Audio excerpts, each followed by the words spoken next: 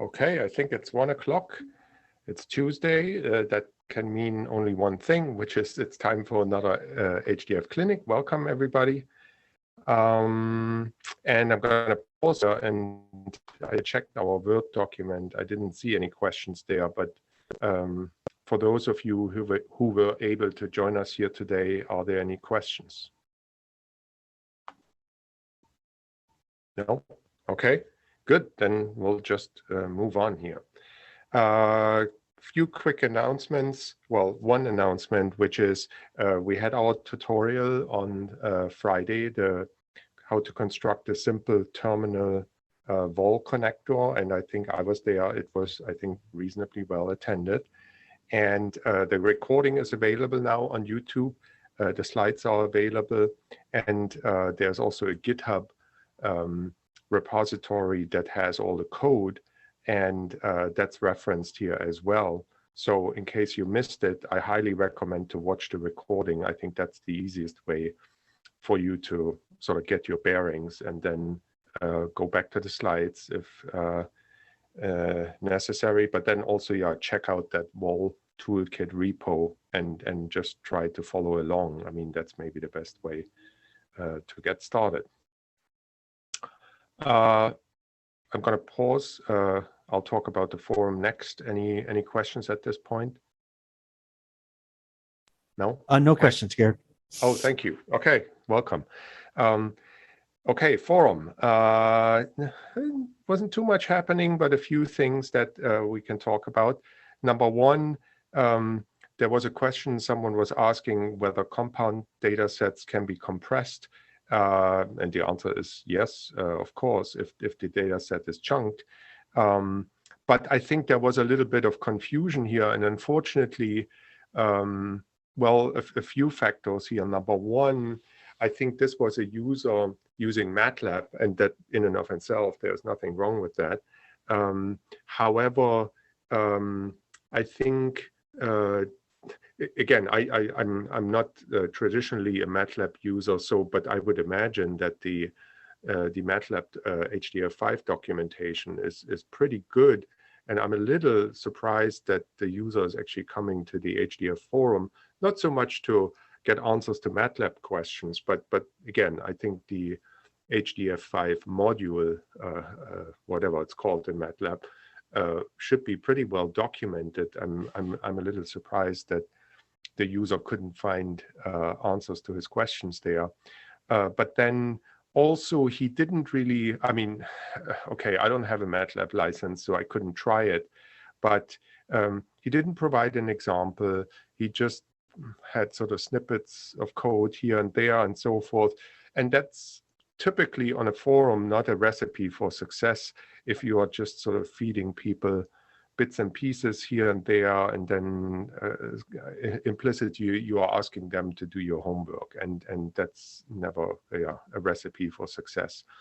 So we would have appreciated sort of a minimum reproducible example, but then from just reading it, yeah, what he was maybe also confused a little by was, number one, this was a compound data type where I believe he said 20, or maybe I have that wrong, maybe those were dimensions, but some of the fields or all of the fields of that compound type were of an array type, and that's fine, that's perfectly legitimate and whatnot. But then I think where he started confusing matters was when it came to specifying the chunk size, and he specified a chunk size, so that's good. However, he may have misunderstood. He was, I think, trying to adjust the chunk size based on the size of these array fields, which is a consideration, but really irrelevant here, because from an HDF5 perspective, if you have a chunked data set and you have a compound type as your element type, then typically in a chunk, you have more than one elements, as we call them, dataset elements. And in this case, each dataset element would be an element whose type is that compound type, which means in particular in this case that each element has however many fields there are, and the fields could be arrays and so forth. So to use the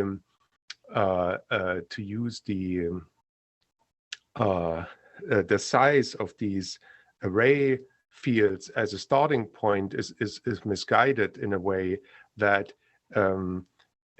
it's really your chunk has to contain at least one element of that compound type, which in this example I believe contain multiple of these arrays. So that chunk size the size of the arrays is irrelevant here. And I think why the user saw an error was actually, I believe, these arrays that were fields in this compound type were two-dimensional, I believe. However, of course, if the data set of that compound type has a different rank, a different dimensionality, then of course the chunk size that he specified is not going to work. So if these fields, these array fields, are two-dimensional, but the compound data set itself is one-dimensional or three-dimensional, if you try to specify a two-dimensional chunk size, well, that's not going to fly, and you will get an error. And again, the user wasn't helping himself or herself here by not providing any kind of error messages. So again, I think MATLAB is a very convenient tool and whatnot, and they provide a lot of error messages and so forth. But then, unfortunately, the user was just saying he got an error, but no indication and whatnot. So yeah, the take-home message is: can compound data sets be compressed? Yes, absolutely, if they are chunked. But then secondly, yeah, the deeper structure, let's call it that, the fact that the fields of that compound type are arrays and whatnot, has no bearing whatsoever on the compression. I mean, it will have bearing on the compressibility of once you take multiple of these elements together on a chunk, but that's a whole different story. And so yeah, unfortunately, not so far. I don't know if the user has worked this out yet, but that's where we are. Okay. Any other questions about that? No, I think you explained that, Gerd. I think he was mixing up his ranks. Yeah. Thanks. Yeah. Okay. There's another post. I hope I actually spoke with a colleague here earlier in the office who actually did quite a bit of work in this area of cross-compiling. So there, the user was asked, he wanted to do a build for an Android, a build of HDF5 for an Android system. And you could say, well, unless you run sort of Linux, you have sort of a breadboard or test board or something like that, where you can run Android and you have an SSH and a compilation environment and so forth. Unless you have that, the only other option, or another option that you have, is to do cross-compilation, meaning you compile the HDF5 library on a host system. However, the binaries that you expect to generate will be created with a backend for that different processor. So in this case, for the Android system that the user had in mind, it was an ARM 64 processor, and maybe he was compiling on an Intel or AMD x64 based system. And so again, I hope my colleague Larry will reply soon, because and the user was also asking for a CMake build. So the build system that he was looking for, or she was looking for, was CMake based, and my colleague Larry did quite a bit of work in HPC, for example, you frequently have these systems, especially on systems where you sometimes have different processor generations side by side on the system, and then you have to do the same thing. You have to do cross-compilation, meaning that the processor on which you build is not necessarily the processor architecture where you intend to run the software. And I remember that was maybe a year or two ago. He did quite a bit of work to modify our C-build infrastructure to support that. And I would hope that some of that, and as far as my recollection is that that code was also checked in and is part of our build system.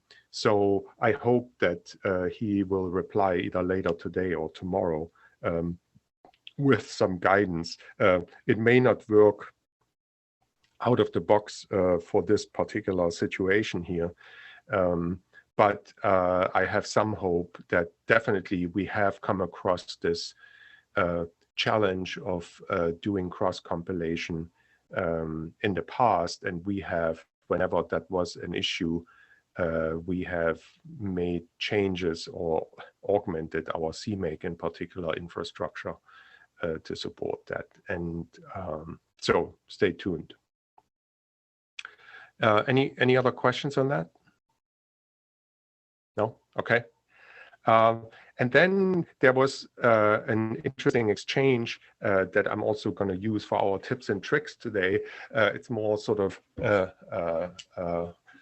more sort of general topic, which is that the topic of this thread was memory management in H5FD class _T. And that sounds pretty esoteric. And for some people it probably is, but it's not really that mysterious. The reason is the following. In HDF5, we have this thing called the virtual file layer. And I have a picture in a moment. But a virtual file layer, this term in this case was actually coined, I think, before even virtualization in the sense of virtual machines and so forth was a thing. This was going back to about 1998 here. That at the time, sort of the creators of HDF5, they realized that in order to do I/O, you would have to sometimes deal with all kinds of constraints. For example, at that time in 1998, the file systems were such that many of them had upper limits on the size of the files that you can put on them, and that's true to a degree today. However, of course, those limits were much, much smaller than they are today.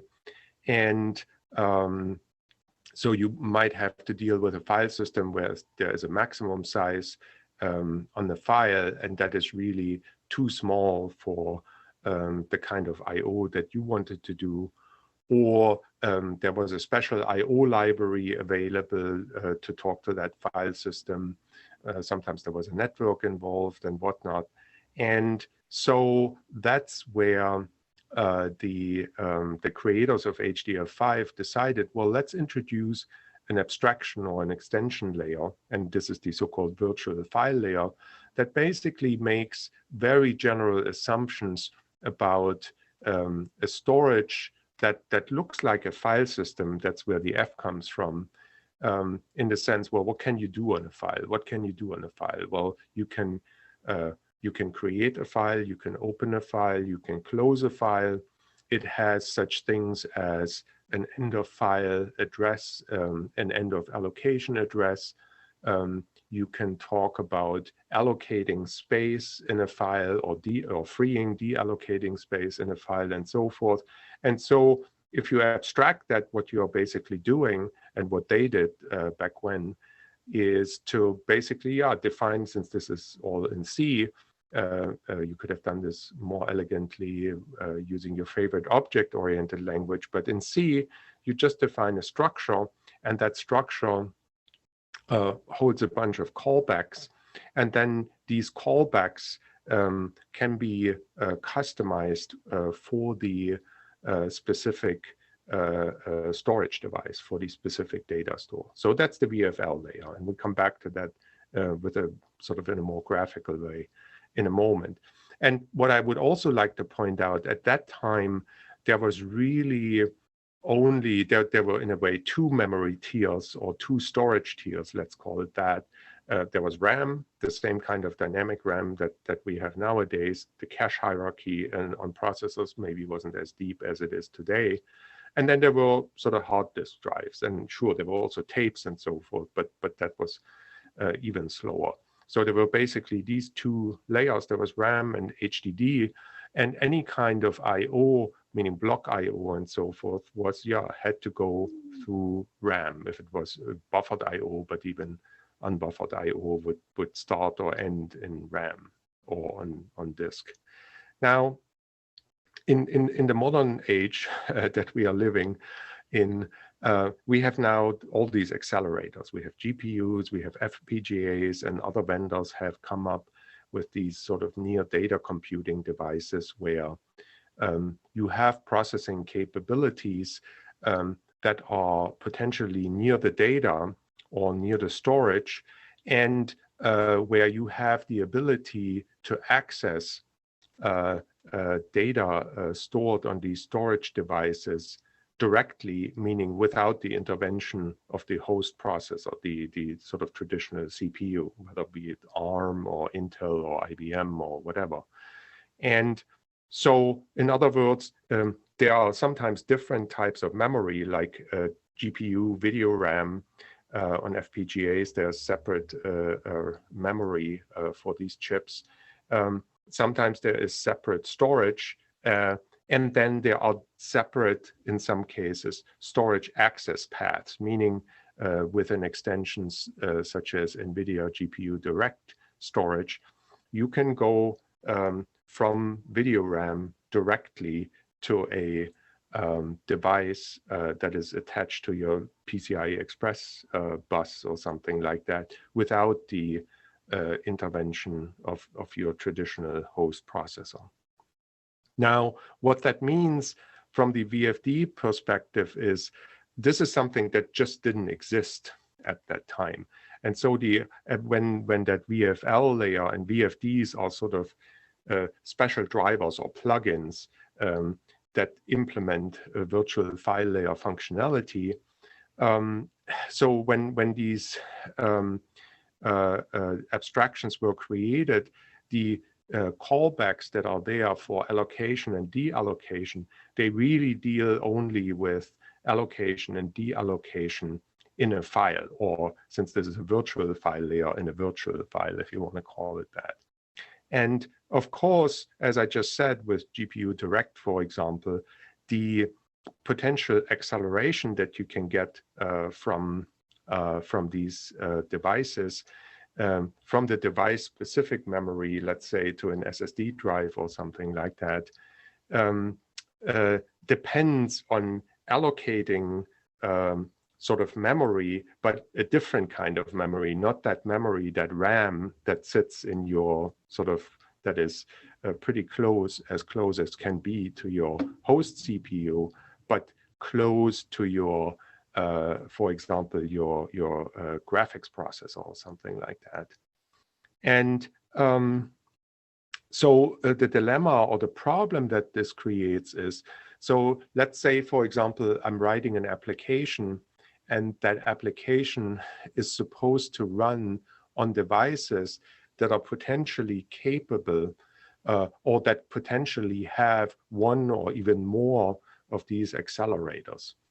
The problem now becomes that, okay, well, first of all, I would have to, in my code, somehow detect the presence of one of these devices, and that's, that works with GPUs and FPGAs and whatnot, and that's all great.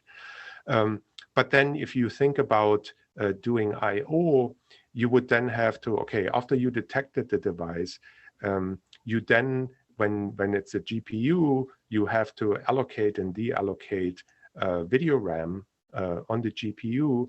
But if you detected an FPGA, then you would have to allocate and deallocate storage, not storage, or memory, maybe is a better term, on that device. And you can see quickly, the more of these devices you have, you end up with a mess of, sure, you can conditionally compile this code, and but then you have potentially multiple executables and so forth. So the whole thing ends up rather unwieldy if you went down that path. So and to make matters worse, if you use already a device-specific VFD, and we've seen this in the past with the core VFD or the split VFD or something like that, in your application, you are saying already to HDF5, use the core VFD, use the split VFD. So in this case, you would say, use the GPU VFD or use the FPGA VFD. So the HDF5 library knows already what the available capabilities are. So why can't we do something where we go to the VFD, which knows already what the specific device capabilities are, to say, well, allocate one of your special memory buffers, or allocate another, some of these other special memory buffers. But again, unfortunately, since at least in the current BFL layout, allocate and deallocate are really only for file space and not for the special device space, that is a problem. And this is exactly how this post got started, where Lucas said, hey, I'm looking for solving this problem, but I can't really see sort of the right hooks in this interface to really make it reasonably elegant and manageable. And then this got a response from my colleague, Jordan Henderson, who had actually tackled a similar problem already. And he pointed out, and this is sort of, if you look at device control, that's sort of a classic C trick, because again, it sounds a lot like object-oriented programming, where you have certain generic functions, and then there are specialized implementations of these generic functions for specific instances. So take, for example, you have a geometric shape, that's your abstract base class, and then for specific instances of these classes, let's say you want to calculate the area. Well, the calculation of the area of a triangle is somewhat different from the calculation of the area of a circle and so forth. But at the end of the day, you just want to, if you have a list of geometric figures and you want to say, let's say you want to know, well, what is the sum of the areas of all these shapes in that list, you just want to iterate over that list or map that list, and then just invoke the area method on each of these shapes. And then you just rely on that the implementation calls the correct area method for each of the shapes in that list. And similarly here, the trick is to basically say, hey, and that's what Jordan actually had done. He had extended in the past, pretty recently, the VFD API with a so-called control callback, which is shown here. And that allows you basically, because if you look at it, the first argument is this VFD description structure for that specific file, but then the next is what's called an opcode. And so all you have to do is really specify an opcode for a memory management operation, and that's why he defined this H5. It's mentioned here in the comment, H5FD underscore feed. Feed in this case stands for feature. So it's a memory management feature, if you wish, of the file driver. And so if you pass that opcode to this operation and certain flags and certain input and output buffers, then you are sort of hinting to the VFD and say, well, from the opcode, the driver will see, okay, I got to do some buffer management here. And since I'm the GPU VFD or I'm the FPGA VFD, I know that we are talking about video RAM, or we are talking about FPGA special memory or something like that. So that's in a way the trick here with which he came up. And so as far as I have followed the discussion, I think Lucas thought that was a good idea. And I think there was just a post this morning where there was a question about error handling. If something fails, how to then communicate back the application, what specific call had failed, and so forth. Okay, so this is a very interesting thread. So also for people who are writing VFDs and so forth, this might be a feature or a capability that is interesting on modern devices, or this general idea. If you have something for which you just don't see a good match in the existing virtual file layer abstraction, that you always, as a matter of last resort, so to speak, you can always define a new opcode and then process that opcode in your VFD, and yeah, you can do pretty much anything you want. Now, I used that, or maybe I'm going to pause here, but then in a way, today was sort of difficult for me because I wanted to talk about the post, but I should actually have talked about first the virtual file. I give you a quick refresher on the virtual file layer, which I'm going to do in a moment. But I'm going to pause here. So maybe after hearing what I'm explaining now, what I said with respect to this post will make more sense. Any questions? Yes, that might be a good idea. I'm looking at the post now, Gerd. Yes, the maybe the primer on the virtual file layer, that might be a good idea.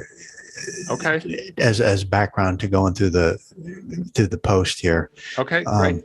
Because Lucas has been pretty detailed in his responses, but that's a lot to go through. Okay. Yeah. Great. So yeah. Thank you. Yeah. So that's why I had sort of as a topic for today's tips, tricks, and insight, I wanted to talk about this VFL layer. And the beauty of it is, well, there are several good news here. Number one is I linked here. There's a technical note that Quincy created, I believe, in 1999, where he sort of describes the VFL layer, and that also shows sort of how far back this all goes. This was there, if you pick 1998, let's say, as the year when HDF 5.1 was released, or the first beta version was released. This was there from the very beginning. So this is not something new that we just introduced 5 years ago. It's been there from the very beginning. And as you can see in this diagram here, the virtual file driver layer sort of sits, at least the way it's depicted here, if you wish, at the bottom of the HDF5 library. And at the top, so the last webinar's topic was the virtual object layer interface, and that in a way lives right below the API, if you wish, on top of the HDF5 library, although that's not entirely true, because the HDF5 library, if you wish, is only in the picture if you use this so-called native plugin, so what we call it HDF Classic or something like that. But I'm not going to get into too much detail here. But anyway, so the virtual file layer at the bottom of the library and the virtual object layer at the top of the library. And typically, if you implement your own virtual object layer plugin, there may or may not be any virtual file drivers at all. Typically, like shown here, for example, for the Deos plugin, there is no virtual file driver. You're going straight to Deos, and there is no virtual file driver. But then if you take advantage of sort of what's implemented already in the HDF5 library, there might be a virtual file driver. But then, here what we see is the sort of the classic examples of these virtual file drivers are POSIX, MPI.io. It's interesting why we call it the sec or sec2, that's actually section 2 of the POSIX standard. That's maybe double here. I don't know. This I took this picture from a slide presentation. And then there is, for example, the split VFD, where you would split metadata and so-called raw data in a file, or in this case, you could also use that to talk to the to a cloud storage like S3 and or HDFS, as I will show you in a moment. So unfortunately, if you attended the VOL toolkit webinar on Friday, there is unfortunately no counterpart. There is no VFL toolkit. Wouldn't it be nice? And I'm sure one day we'll have something like that. Right now, what most people recommend is, if you would like to write your own VFD, just all the file drivers in the source tree of the HDF5 library, their names start with H5FD something. So I put here H5FD star, and then there is typically a C file and a header file that implements that. And if you want to look at a very simple example, probably one of the simplest examples is this read-only VFD plugin for the Hadoop file system, HDFS. And it's read-only in this case because that's just the easiest thing to do. And so, by the way, the S3 VFD in this case is also just read-only. In the S3 case, the reason is that the blobs in an S3 bucket are you can only overwrite them. There is no random access on a blob. And in the case of S3, it's the same. It's an append-only file system. So you cannot do random I/O on it. And again, if you wanted to implement write operations, you would have similar problems to S3 in the sense that you would have to engineer somehow. How do you keep track of changes, maintain some kind of diff, and do periodic defragmentation or something like that? But it's all doable. But in this very simple implementation, there isn't really much to it. And I'm going to, since we are also close to out of time, I'm going to jump to HS.C, or actually open here. This H5FD HDFS.C. And so this was implemented in 2018. So that's already 4 years ago. And if you go in here, there's just a lot of bookkeeping and housekeeping statistics, but then you very quickly see HDFS related things. So these HDFS, FS, HDFS file info, and so forth. These are HDFS types. The Hadoop file system ships with a library called libhdfs.so for shared library, or .a for static library. And that contains actually a C API or C++ API. And all we do in this VFD here is basically rerouting HDF5 library, read, not write, calls, but open, create, and those types of calls, basically forward them to libhdfs, and that's it.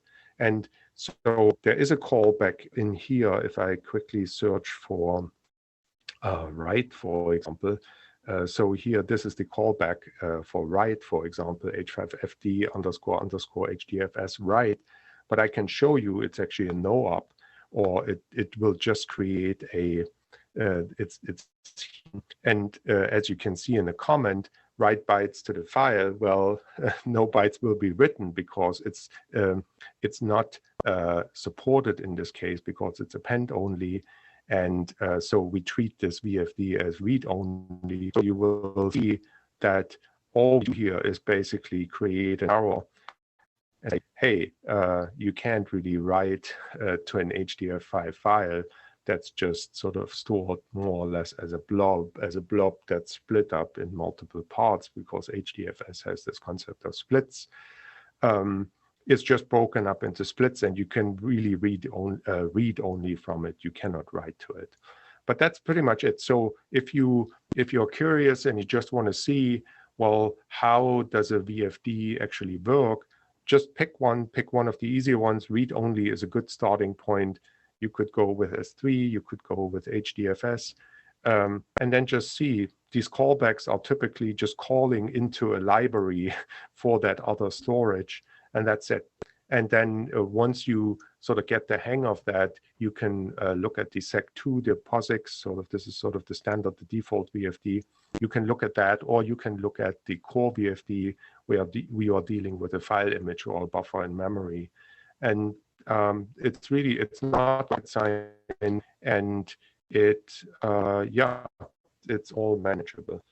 And I'm afraid we are 5 overtime already.